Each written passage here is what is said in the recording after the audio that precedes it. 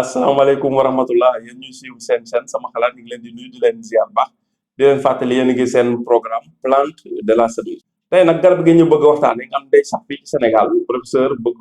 ñëw ñun ci garab googu wax ñu ay njariñ yi nga xam ne am na ko ci wàllu wér-gu-yaram ak ni ñu koy jëfandikoo mooy garab gi ñu naan gën gi dégg professeur ginnaaw bañ la nuyoo ziar la gën gi dégg lañ bëggoon xam lan mooy ay njariñam ci wàllu wér-gu-yaram ak ni ñu koy jëfandikoo. salaamaaleykum wa rahmatullahi wa barakaatu sëñ Pape Mor Lo maa ngi lay nuyu di la ziar di nuyuwaat sunu mbokku internet yëpp yi nga xamante ni ñu ngi suivre waaw ni nga ko waxee gën gi dégg moom garab la gu bëri ay njëriñ gu bëri ay vertu lu mën a faj bokk na ci bu ñu amee lu mel ni xob yi bokk na ci lu mel ni la dysenterie amibienne mooy biiru taññi boo ko amee infusé ko di ko naan par benn kaas suba ak ngoon yàlla mën na la saafara su fekkente ni tamit nit ki dafa amee jaare muy biir biy daw aussi baax na ci même utilisation bi infusé ko di ko naan su fekkente ni ci wàllu góom la nit ki dafa am ay góom mën na jël xob yi su amee xob yu tooy yi dëbb ko ba mel ni ñu defee roof mu di ko ci def noonu di ko ci tay baax na ci su fekkente ni nag amul yu tooy yi day jël bu wow bi def ko sunguf mais su ko defee sunguf day wut lu mu ko mën a jaxaseel lu mel ni karité wala lu mel ni huile nga xam dina mën a jàpp mu di ko tay ci góom yi ak yu demee noonu donc baax na ci ñi nga xamante ni dañuy amee bëñ yi nàcc maanaam bu ñuy brosse seen bëñ yi di nàcc ak yu demee noonu suñ ko amee moom it di ko naan xob yi yàlla mën na leen a defal saafara ñi nga xamante ni dañu amee biir buy metti nga xam ne daf leen a xaw a sonal suñ ko amee tamit am xob yi baxal ko di ko naan benn kaas suba ak ngoon yàlla mën na leen cee dimbali saafara ba ci ñi nga xamante ni Pape xëy na ñi ngi def ay dialyse ak yu demee noonu maanaam problème mu rein suñu waxee loolu mooy ñi nga xam ne dañu am problème mu rein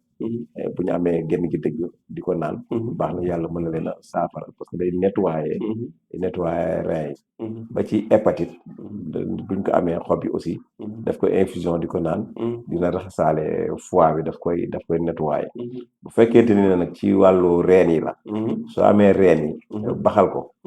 di ko naan moom it lu tolloo kaas suba ak ngoon ginnaaw boo lekkee ba pare baax na ci ñi nga xamante ni dañuy amee kii problème ay bëñ ak yu demee noonu maanaam carie dentaire bëñ yu bënn wala bëñ yu metti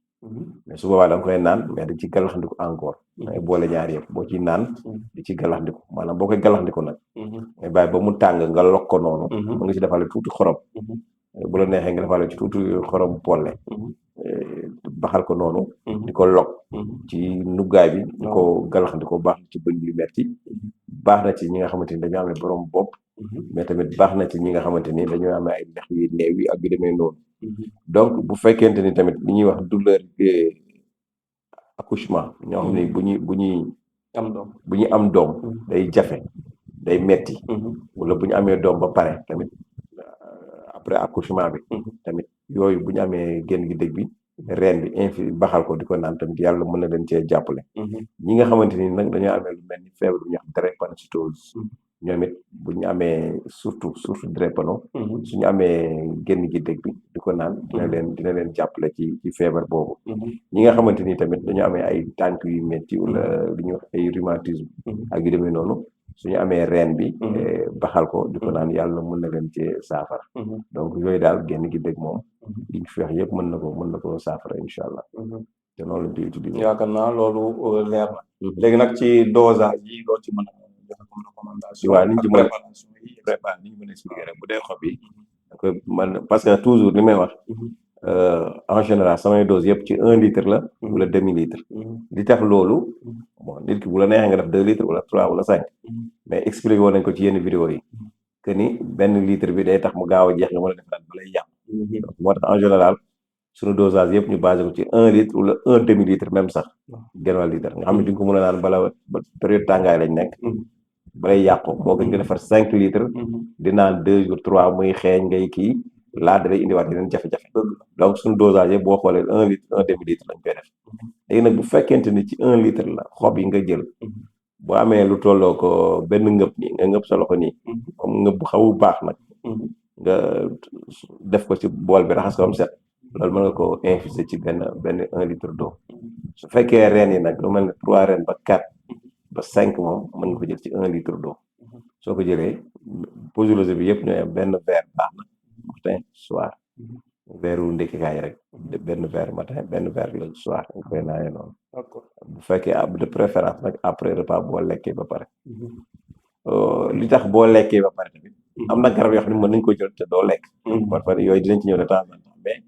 comme que ci mbooloo la ñuy waxee. te ñi seetaan ñëpp yamuñu ay millions de personnes ñu seetaan de préférence garab bala nga koy lekk bala nga koy naan da ngay lekk ba suur.